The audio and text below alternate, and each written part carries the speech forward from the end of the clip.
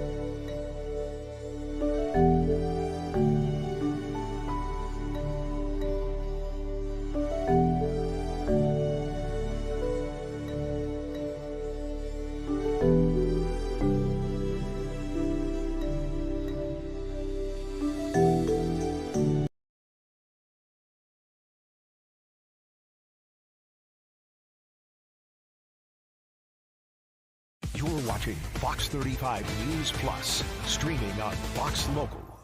Good afternoon to you, and welcome into Fox 35 News Plus. I'm Garrett Wymer. Thanks for joining us on this Friday afternoon, live on Fox Local, fox35orlando.com, and also on YouTube. It is 4 o'clock. That means it's time for today's Top 4 at 4, where we break down 4 of the big stories that we're tracking in the Fox 35 newsroom this afternoon. And joining us for today's Top 4 at 4 is Fox 35 News anchor John Brown. And John, nice to have you back in the studio here. No Epic Universe? You don't want to talk about Epic We're anymore? not talking Epic Universe, and I think we did enough of that the past couple of days. I'm epiced out. That's all I can say. I'm epicked out. It was great, but yeah, I'm glad to be back. So, all right, so let's start out with this one here. A substitute teacher taken to jail after punching a nonverbal student with autism in the classroom at Seminole High School. That's according to the arrest affidavit. Jeffrey Jung, that's the guy right there. He's 27 years old. He was arrested on a battery charge after staff members reported that he had struck a student, punching the victim in the ribs and the arm area. So he even admitted to police that he placed his hands on the victim for no reason. That's what he told police. The school board confirms he's no longer an employee there. He was booked into the Seminole County Jail, later released after posting $1,000 bond. Now, we reported yesterday that he had the kid, he said, had given another kid a bloody nose, but he told police there's no reason. So, I mean, maybe there's part of that, but when somebody says they punch a kid as a teacher for no reason, that's messed up. Yes, that's really messed up. Yeah, serious allegations there, and still some questions, like you said, some things not quite adding up. Yeah. So anyway, all right, next one here. An argument over a food order at a Checkers restaurant ended in a shooting and one man dead. That right there is the worker who was arrested.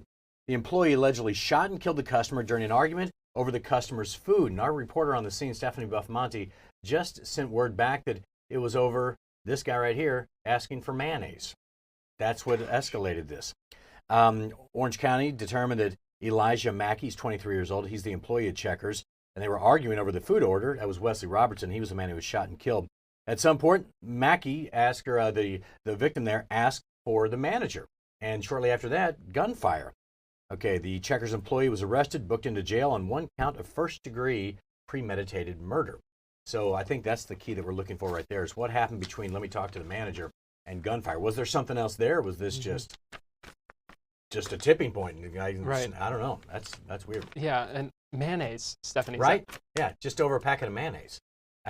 So, yeah, I mean, you almost have to think there might be something else that transpired because that seems to escalate quickly. But Right. all right, we'll have more on that one coming up tonight as well. Also, this one, a man from Polk County here. Grady Judd says he has an extensive criminal history. He's now been charged with 5 counts of first-degree attempted murder and arson.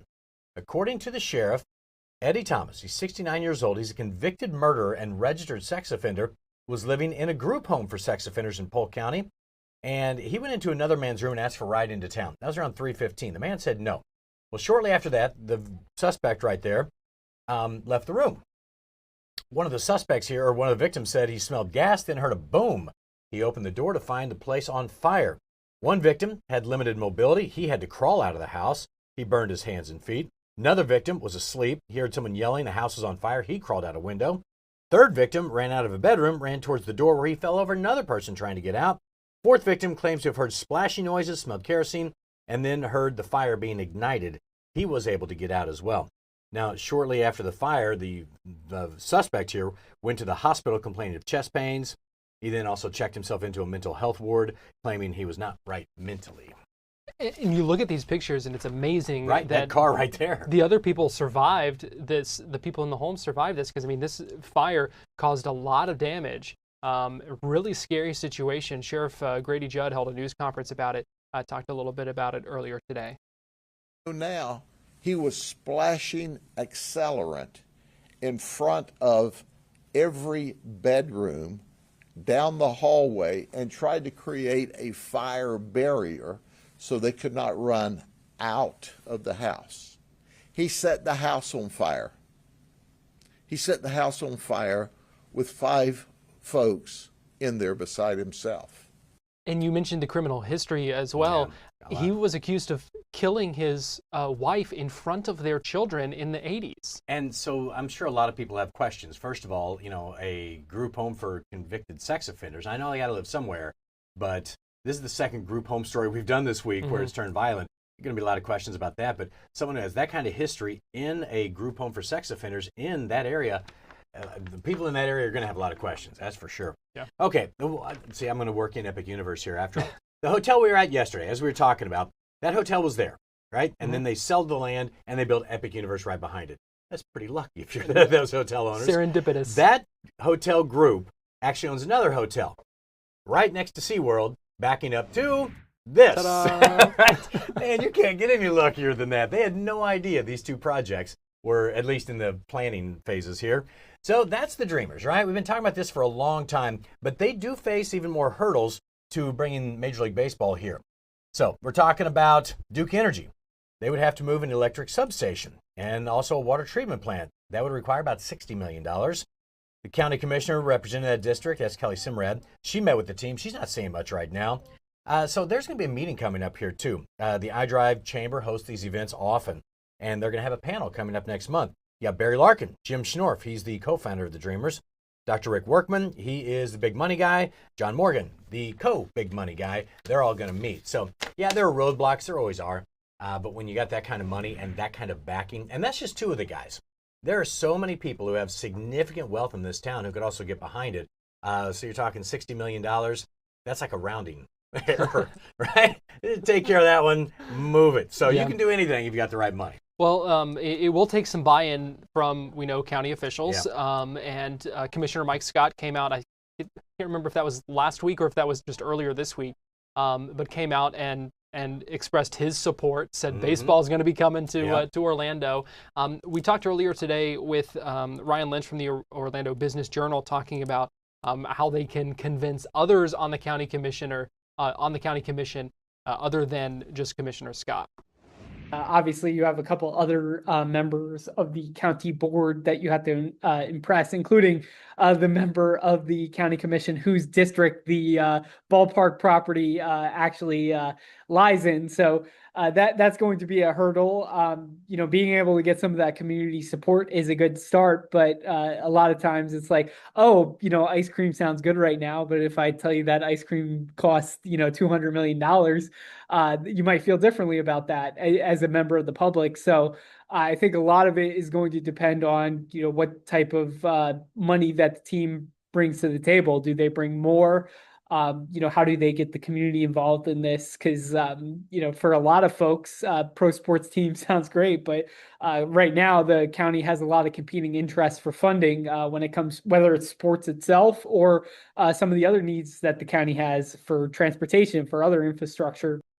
And he does raise a good point about the competing interests of, when it comes to some of that county funding. Well, and like we were talking about before the show, Deming says I'm not just going to give away the land. Right. So Jim Schnorf is no dummy. Jim Schnorf has been a very successful businessman over the years. He came out recently and said that we're not putting all of our eggs in one basket. This isn't the only site we're looking at. So that also lays the gauntlet down because he wants to be in the entertainment district, but Osceola County is not that far away either. That's a good Osceola point. County is one of the fastest growing counties in the entire country. And there's a lot of land, and it's close to Disney. It's going to be close to the train, close to Tampa. So, they're not going all in and saying, "Oh, well, we're at your mercy." These guys are not dumb. They didn't become billionaires being dummies. And so, yeah, there might be a little. I don't think any other county. I mean, Seminole County is not what you want here. Right. I don't think you go. So it has to be that area still. So. I don't think Polk County gets you out of the Tampa market, so I would guess Osceola would be in play. That's a good point, right? and they would have to have those options if they want to, because at the end of the day, it's going to come down to a negotiation, right? And so you've got to have that kind of power, that leverage, those options just in case. Now, I don't know anything that anybody else knows, right? So I would not be surprised though if another site gets floated very soon, just to say, okay.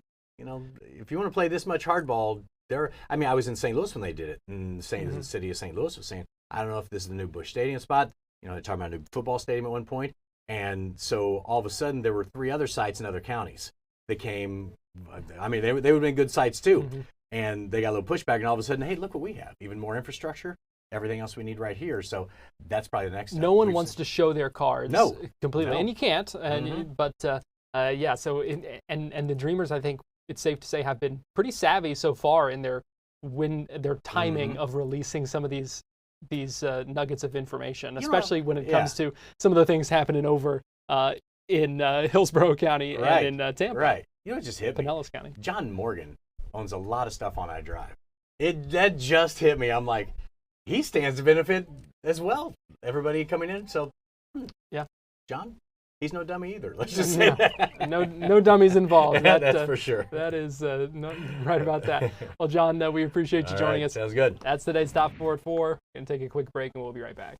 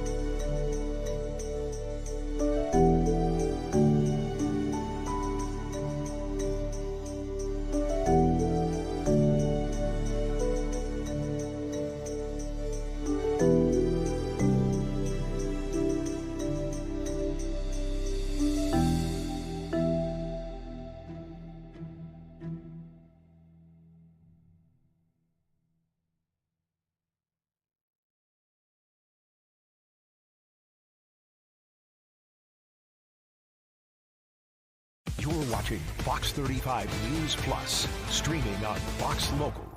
Fox 35 Storm Team meteorologist Laurel Blanchard joins me now. And Laurel, heading into a long weekend for a lot of folks, and it's going to be certainly feeling like the unofficial start to summer. Yeah, that's what I was just about to say, Garrett. This is an exciting weekend, but also we are starting to feel a little bit more of that summer grasp out there because, as you can see, we're starting to see a little bit more rain in the forecast, taking a look at your Memorial Day weekend. Overall, it's going to be hot, it's going to be humid, especially tomorrow. We are going to be seeing those temperatures flirting with records, and I'm sure a lot of areas are actually going to be seeing those record tied, if not broken, for warmest day on record. We're looking at 96 here in Orlando with a couple of pop-up storms through the afternoon, and you can see that trend still sticking with us through the end of the weekend. So overall, if you are getting together with friends and family for the long weekend, overall, it's not a total washout. That's the good news right there. However, by the afternoon and evening, especially Sunday and on Monday, you will need to make sure you are prepared for some heavier downpours and some thunderstorms through the afternoon. And we need this rain desperately. But overall for this weekend, yes, it's a nice long weekend. It's the unofficial start of summer. But of course, we definitely have to remember all of those who serve for our country and definitely thank them for that. Overall, we are going to be seeing that rain continuing to hold, and this, I think, is going to be the start of the rainy season finally starting to kick into gear here in Central Florida. We're going to start to see those sea breezes collide, and this is what's going to pop up those thunderstorms in the afternoon and evening. Very typical between 2 and 7 p.m. That's when we're going to be seeing those thunderstorms fire up, and then slowly starting to calm down in the evening. But again, we desperately need this rain, so this is a welcome sight for sure. However, this is the start of the rainy season and a little bit less sunshine here in Central Florida. And dare I say, I've kind of missed some of that routine of the afternoon and evening showers from time to time. It definitely made my job easy. I'll take that. And it's going to get a little bit easier because we do take a look at the forecast right here. This is 11 a.m. It's crystal clear out there. That sunshine is going to be beaming down out there for sure. We're looking at a UV index tomorrow of 10. So it is going to be extremely powerful from that UV index.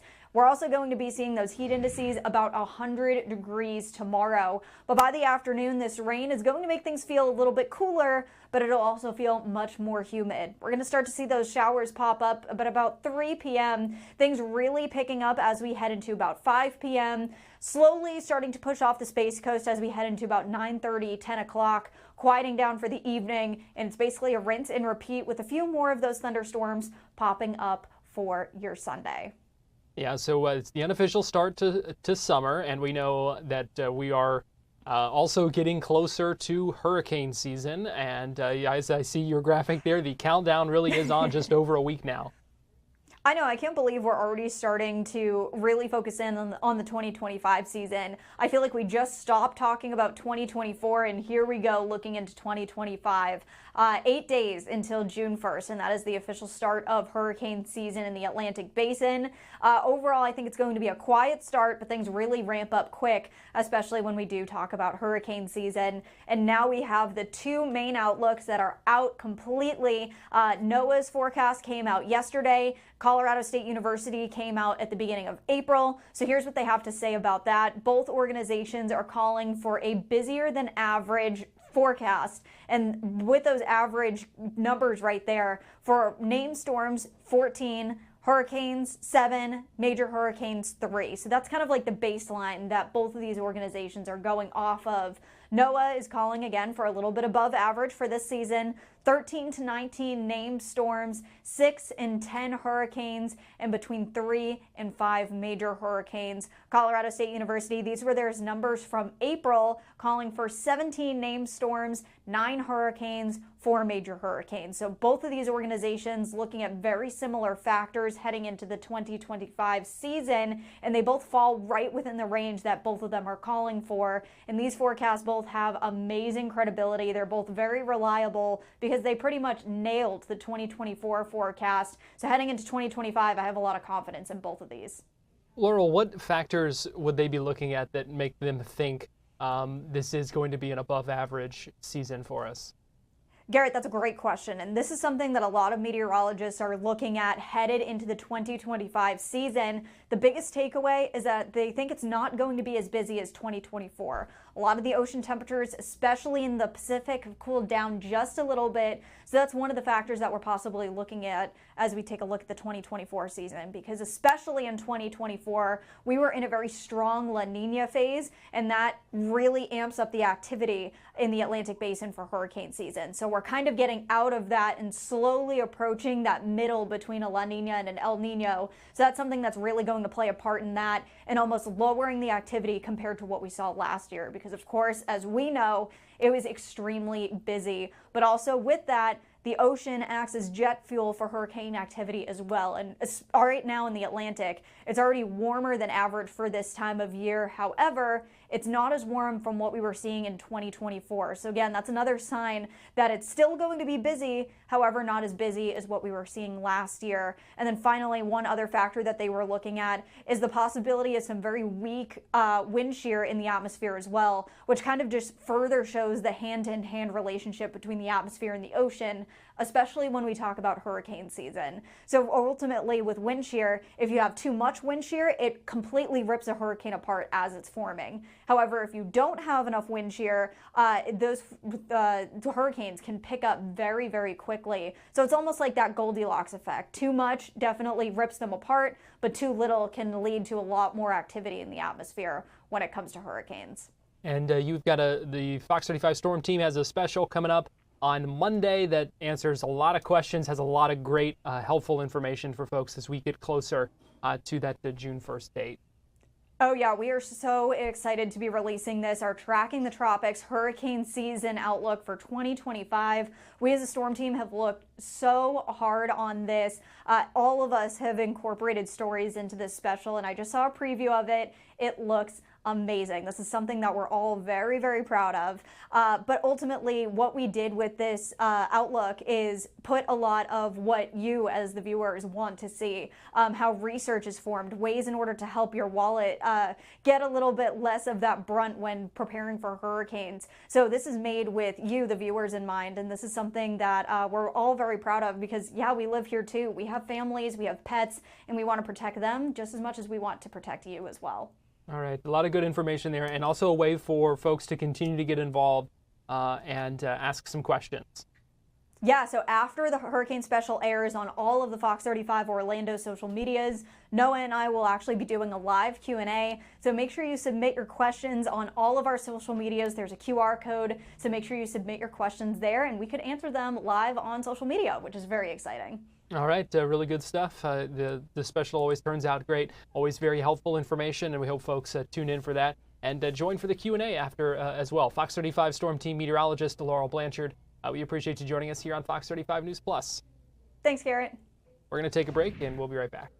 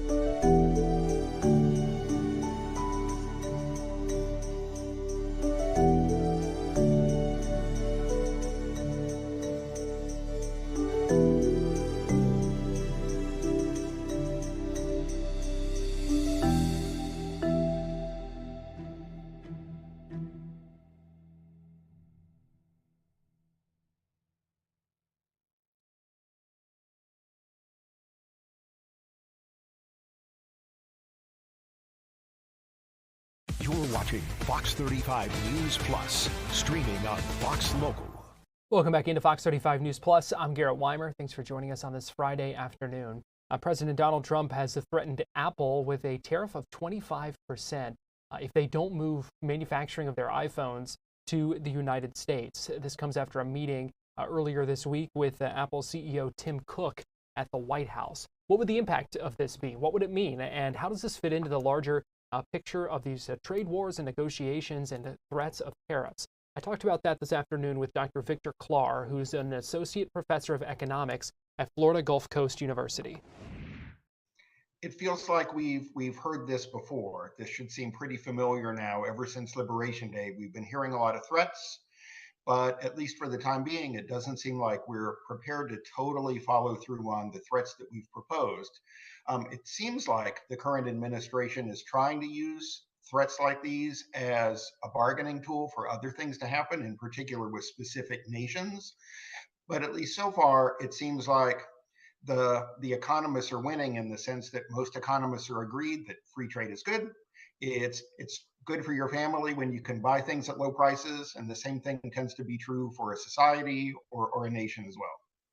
The Trump administration has said they don't believe that trade negotiations are moving fast enough. They also threatened that a blanket 50% tariffs on the European Union. What would the impact of these things be? Any tariff is, let me be clear, a tariff is a tax paid by American businesses who are trying to serve American customers and who employ American workers. So anytime you talk about a new tariff, I know that politicians like to say that other countries are paying, but that's not how tariffs work. When you're an American company importing a good or a service from another country, you not only pay for the importation cost from that other country of that particular good, you also pay a tax to Washington, D.C. for the privilege of bringing that into the country. And when businesses face those higher costs, it drives up prices for them, and it also makes it more challenging for them to keep prices low over time and to keep the same workers on hand at the same pay. And then specifically talking about the threats against Apple, the U.S. does not manufacture any smartphones right now. There's a really good reason we don't currently manufacture smartphones here in the United States. It's because production costs would be extremely high, or if we did move that production here at home, we probably wouldn't employ as many workers as we would expect, because a lot of that production would become automated. And so we wouldn't see a huge increase in the number of workers making phones. We might see some increases in the supply chain that make it possible to make those phones here at home, but in a mostly automated process. You talked about how many of these threats of tariffs are just that, end up being threats, that they don't end up being implemented. Yet when we see these threats or these, when the president talks about these tariffs, it gets a pretty negative reaction to the, from the stock market. So even without these tariffs, even if they don't go into effect, does the threat of them have any harmful effect on the economy? The most concerning piece of the tariff threats is that no American company knows exactly where we're going to land. It's a little like when parents threaten their children, do this and I'll stop the car. And everybody's going to be, we don't exactly know what tariffs are going to be, who they're going to be imposed on, when they'll be imposed, or for how long they'll be imposed. And if that's the case, it's hard to imagine that any American business would totally reconfigure their supply chain to do something very expensive that might cost millions of dollars if the tariffs might go away next week. It's really, really difficult to plan right now. I don't think any American businesses are currently planning to bring a lot of jobs back to the US and to construct multi-million-dollar production facilities if the tariffs might go away. Well, because what we often hear is that uncertainty is, has a big impact on companies one way or another. Whether there's tariffs, whether there's not, it's that uncertainty that can also create just a lot of problems. Sure, lots of American consumers, just because of the uncertainty, front-loaded purchases of very expensive things like household appliances and cars from other countries because they didn't know exactly what the tariffs would be or when they would hit. And so they front loaded and spent more money than they were currently planning to because of the uncertainty. So when it comes, let me ask you first with the Apple tariffs, do you think this will be something that ends up going into effect, or do you think this is just a reaction from the White House to their meeting with the Apple CEO? If the current experience is any predictor of what the future might be, it doesn't seem like the tough talk surrounding Apple is something that the current administration will be willing to follow through on.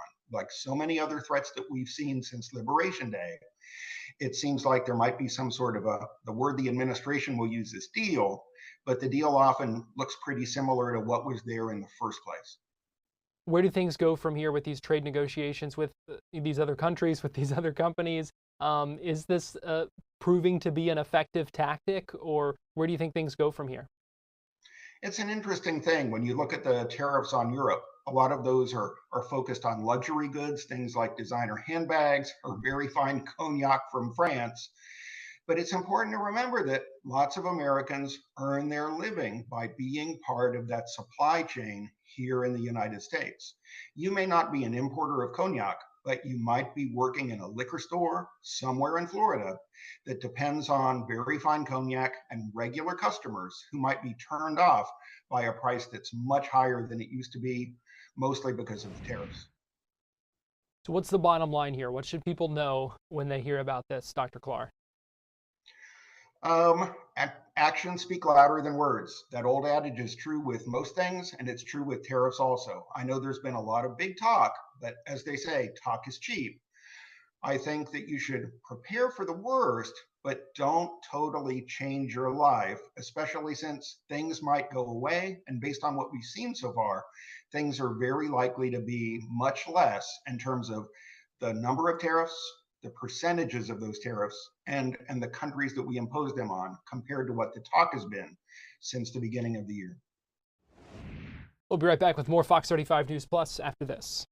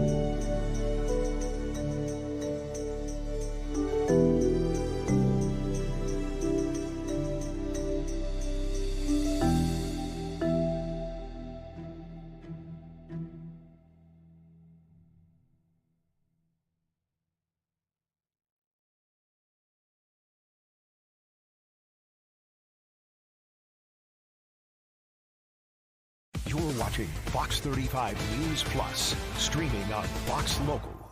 A live look right now at I-4 here in Lake Mary, the view from the tower above Fox 35, our station here in Lake Mary in Seminole County. A lot of folks on the roads, leaving work maybe hitting the road over this long weekend. We know it's going to be a busy travel weekend. Maybe folks are heading to the beach. Here's a live look at Daytona Beach from our Hard Rock Hotel camera. A lot of folks have been out there throughout the day. making the most of this beautiful weather, the sunshine out there today. Expect the beaches to be crowded throughout the weekend as well. We also want to go now to Fox 35's Chris Lindsay, who joins us from Flagler Beach. Chris, the opening of Margaritaville, Flagler Beach, opening just in time for this holiday weekend. Yes, it's going to be a busy weekend here at this Margaritaville hotel. They opened up on Wednesday. They opened a lot of their facilities open to the guests. This weekend, they're planning to open the rest of everything to anybody who wants to stop, come through and grab some food and or drinks. They're expecting them to book up all of their rooms this weekend. So give us a look around the place. It looks nice. I know this kind of breathed new life in what had been sitting empty for a while there in Flagler Beach. Yeah, so this building here was a completely empty lot prior to the building of this facility. So as you can see, they have 100 rooms for people to stay the night. They have a pool, they have multiple bars and restaurants, one of them being a rooftop bar that you can see the entire A1A. You can see the beach and the shore, so you get a nice view when you're up there. This is just an opportunity that people can come and enjoy themselves, get away if need be. I spoke with people who live here in Flagler Beach or Flagler County for that matter, and say there aren't a lot of places that you can not have to go far and still get some of these amenities that are seen at bigger and more luxurious locations. So this is a smaller version of what you're accustomed to seeing at a Margaritaville facility, but it still does offer a lot of people if they just need an opportunity to get away. It looks like there's a good number of folks there right now. We see some folks sitting at the restaurant there at the hotel behind you as well. Yeah, so right now they say they're almost booked up, and by the time the weekend, so going into tonight and into tomorrow, they're expecting to completely book up. There are 100 rooms, and they believe that this weekend they'll be completely full as people prepare to observe Memorial Day and go on into the weekend. Now, I know you had the chance to speak with the Director of Sales and Marketing earlier today. What was it that kind of drew them to Flagler Beach in that spot right there? Well, the increasing tourism is something they really focused on. So when this was first announced, there was a bit of pushback from people who live here. A lot of people were on board saying that the city needs this sort of tourism. That's what they really want to focus on. But there were also some people who said, hey, this is a small beach town. We want to keep it that way. We don't want a place that would bring in people from other places. So rather than the larger Margaritaville sort of building that would have much more than 100 rooms and a lot more facilities to use, they opted for the smaller, which is called the Compass version of the Margaritaville Hotel. So it's a lot smaller. They say that the goal is to be a lot more quiet and just more relaxation as opposed to the more adventurous type of situation. So they sort of listened to the complaints and feedback that they heard from the community. They decided that in the interest of increasing tourism, but also being in alignment with the quiet, small beach town, that this would be a great place to go. And this is what they went with.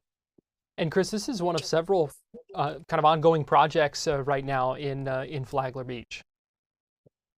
Yeah, so there's a lot of construction going on right now. Another one of the major projects they have in motion is the Flagler Pier. As we know, it was destroyed essentially during the storms a couple of years ago. So they're going to do a complete rebuild of it. They're going to add several more feet and extend it and just remodel it and make sure that that's back up to par here. And as you know, the Flagler Beach Pier, that's one of the iconic landmarks here for the city. So they want to make sure that that's back in order and that people can visit and fish and, you know, just have a good time.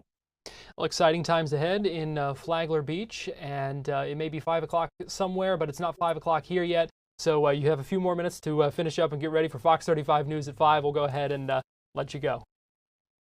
Thank you. All right, Chris, appreciate you joining us. We're going to take a break here on Fox 35 News Plus, but we'll be right back.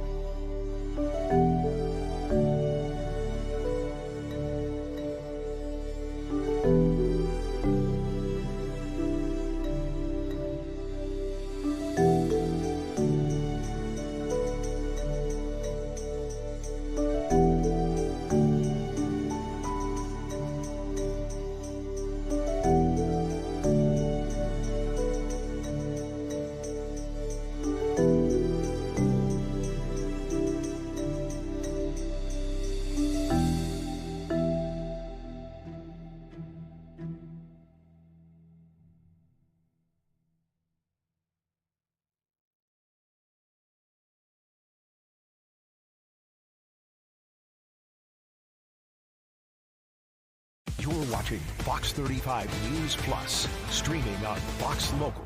Welcome back into Fox 35 News Plus. I'm Garrett Wymer, and thanks for joining us. We are heading into this Memorial Day weekend coming up on Monday, commemorating and observing a day to honor those who paid the ultimate sacrifice for our country and in defense of it. And earlier today, the Orlando VA healthcare system held a Memorial Day ceremony at the VA Medical Center in Lake Nona to honor those men and women who have served our country. I'm going to give you a little bit of a portion of that ceremony earlier today.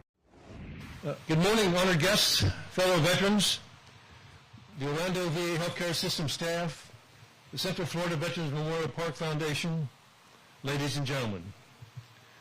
I'm Deloyd Voorhees Jr., Colonel United States Army, retired, a proud Vietnam veteran, and welcome home, brothers, sisters. The Memorial Park, which sits on the other side of the fence behind the chapel, honors 1,186 veterans from the 6 counties the Orlando VA Healthcare System serves, dating back to World War I, who left Central Florida and never returned during theaters of combat. You'll see the names on the granite walls. They are veterans who gave their lives in service to this great nation. The walls of the names start on the left as you face it with World War I and World War II, and on the right, on the other side of the amphitheater, Korea, Vietnam, and post-Vietnam. The longest list is World War II with 554 names, most of those Orange County names. The second longest list is Vietnam with 334 names. These men and women, and there are 2 women on the wall, who died for our freedom, represent the diverse patchwork that is the United States of America. They were from cities, towns, farms, and suburbs. They came from every ethnicity, background, and political spectrum. In short, they looked a lot like us. Anyone here today? Their one common characteristic is they took an oath to fight for their country. As we gather here today to celebrate Memorial Day, we are reminded of the words of President Harry Truman. Our debt to the heroic men and valiant women in the service of our country can never be repaid. They have earned our undying gratitude. America will never forget their sacrifices. With us today, we have our host, the Orlando VA Healthcare System Director and CEO, Mr. Timothy Cook.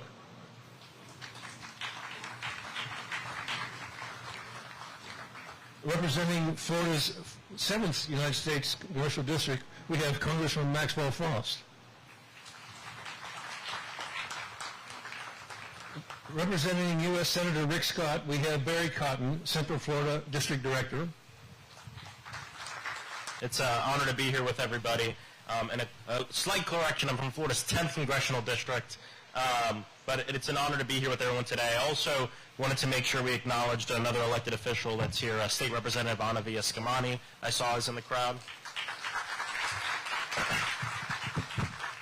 Good afternoon, I'm Congressman Maxwell Frost, proudly representing Central Florida in the United States Congress. I just got home late last night after a 30-hour vote stint. But I'm really happy to be here home today as we remember those who cannot be here with us, the ones who gave their all, the ultimate sacrifice, and the ones who let their love for their nation and our country speak not through their words, but through their actions and through their service. Not only is it the ultimate sacrifice, but I believe it's also the ultimate example of love. Because when you love this country, it's more than just about the flag, but it's about what the flag represents and about the people who live in the nation.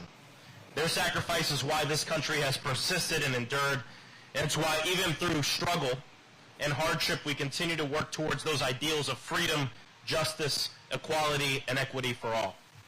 Not only does today serve as a renewal as this commitment for all of us to make, and our commitment to remembering our fallen heroes, but we must also commit to ourselves on uplifting those who have served and continue to serve our nation.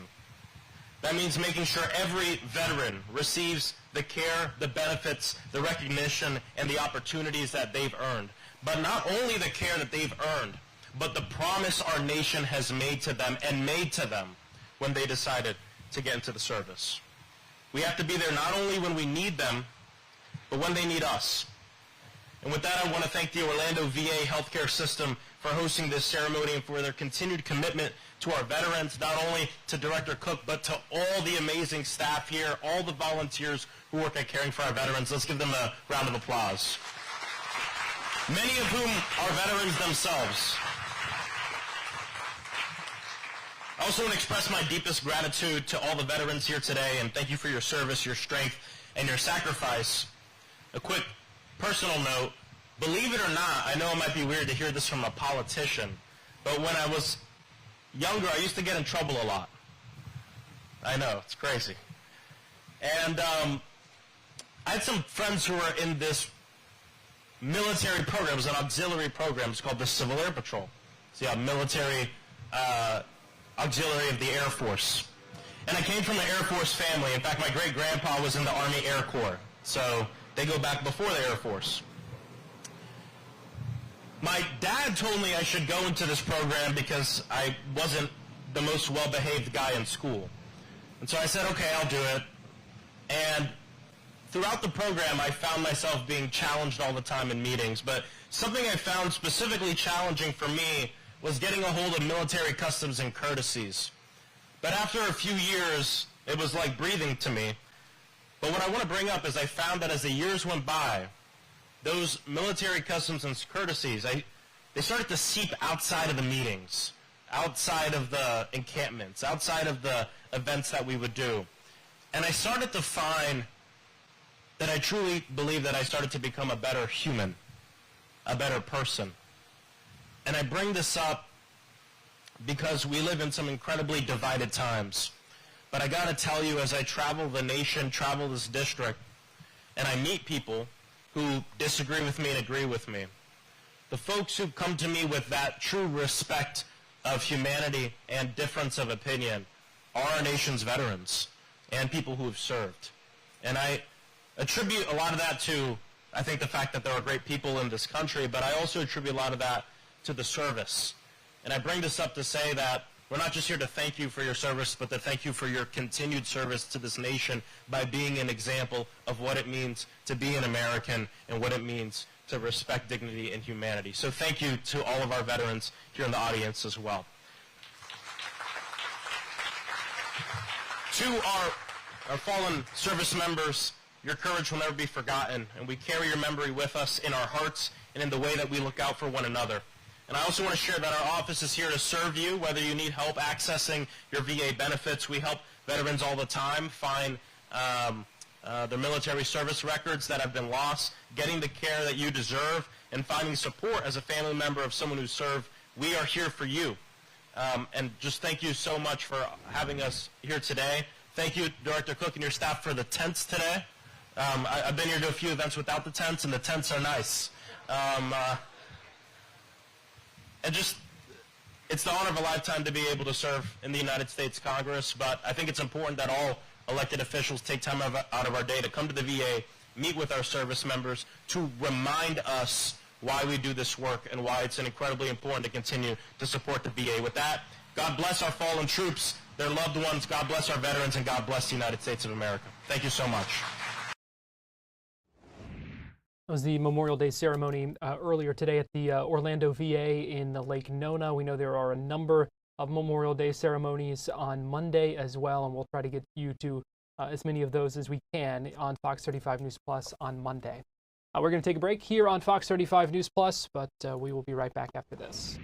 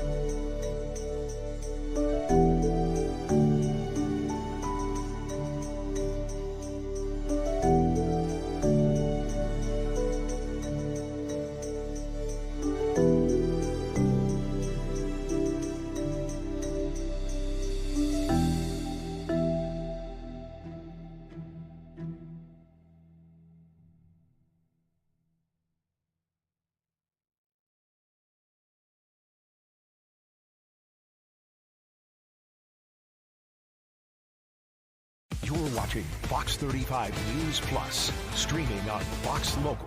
Welcome back into Fox 35 News Plus. I'm Garrett Wymer, and thanks for joining us on this Friday afternoon.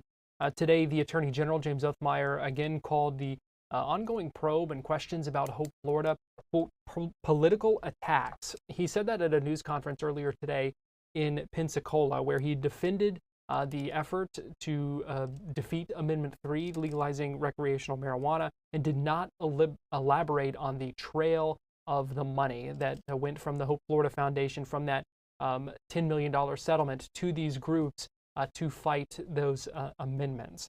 This comes as there are reports of the Leon County prosecutor in Tallahassee opening a criminal investigation into Hope, Florida. Still a lot of questions about everything, but we talked with Lawrence Maurer, who is a reporter with the Tampa Bay Times, and Alexandra Glorioso, a reporter with the Miami Herald, to break down what they found out through the course of their reporting. Basically, we learned that open, ongoing investigation and that they couldn't be released. You know, we don't know exactly what they're looking at yet, but we have some ideas.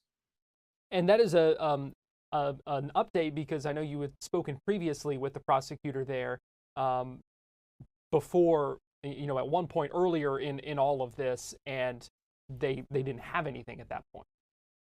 That's right. Jack Campbell, the Leon County State Attorney, had said, look, I'm not going to launch an investigation based on news articles. If the legislature wants to come to me and say they have evidence of a crime, you know, they know where I am.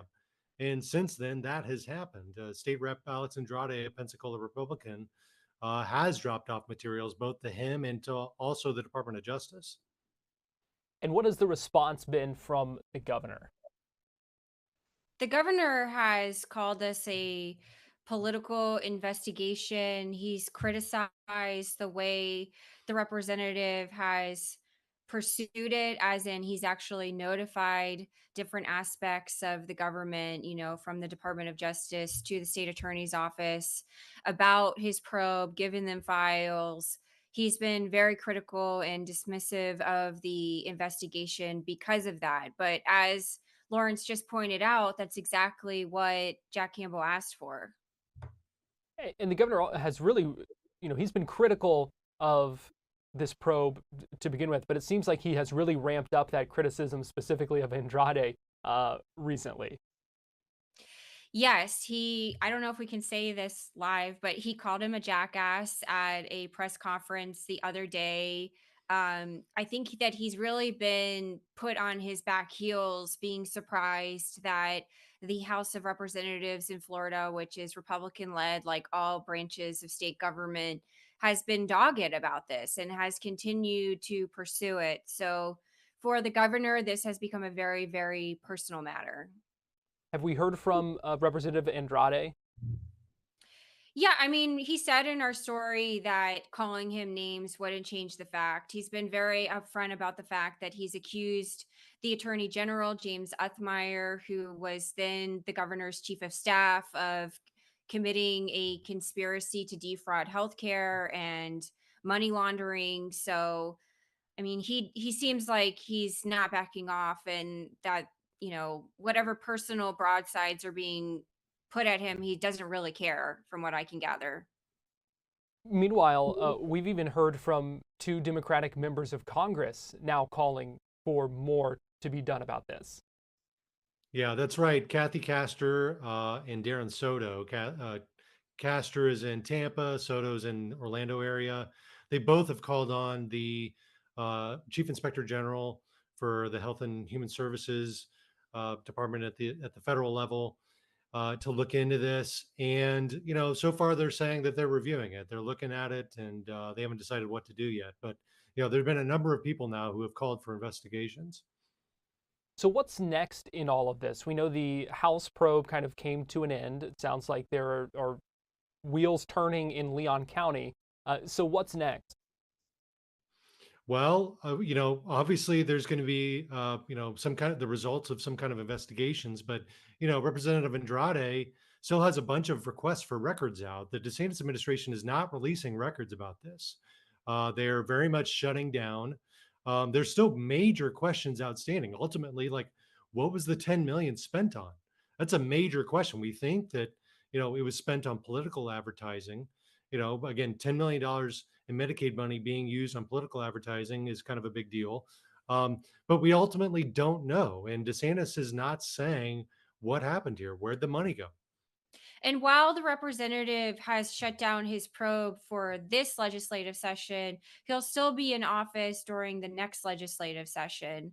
And this legislative session hasn't even ended. The House and Senate can't come to an agreement on the budget. It's a very unusual situation that's happening in Tallahassee right now. They actually had to break for almost the entire month of May because tempers were so high and they weren't even able to agree on a top line number for the budget. So for a government that has one party rule as a supermajority, Republicans have a supermajority in both chambers, this is a very, very dysfunctional environment. And this Hope Florida scandal is hanging over that environment, and it will continue to hang over that environment no matter what the DeSantis do next. If Casey DeSantis runs for governor, this will hang over her head. If, Governor Ron DeSantis runs for president in 2028, there very well could be a federal probe, or there could still be a, state attorney investigation. So, this thing, it just seems like it has tentacles that are now reaching out into the political ecosystem beyond the criminal ecosystem. Yes, her saying the far-reaching tentacles of that, a good way of putting it, because this story is far from over, even as the DeSantis has kind of doubled down on it and continue to hold news conferences talking about the good things that Hope Florida does. We know the legislature had the chance to pass a bill to kind of codify Hope Florida and did not end up doing that this session. So we will see where things go from here. We're just about out of time here on Fox 35 News Plus. I do want to just briefly mention the Florida Panthers up 2-0 in the Eastern Conference Finals of the NHL Stanley Cup playoffs after another big win last night over the Carolina Hurricanes. They're looking tough to beat, especially if they keep scoring 5 and 6 goals a game like they have been, looking like they could have a chance to repeat as Stanley Cup champions. Have to get past the Hurricanes first. Game 3 tomorrow night in Sunrise, coming back to Florida for that one. Well, that's going to do it for us here on Fox 35 News Plus. We appreciate you joining us this week. I hope you have a great weekend. Hope you are able to maybe relax a little bit if you do have a 3-day weekend, a long weekend. And also keep in mind what Memorial Day is all about, and pay honor and respect to those who died in service of our country. Let's go ahead and send things out to Studio B for the start of Fox 35 News at 5. John and Luann getting ready for that newscast that begins in just seconds right here on Fox Local. And we'll be back here with more Fox 35 News Plus at 11 a.m. on Monday. Have a good weekend.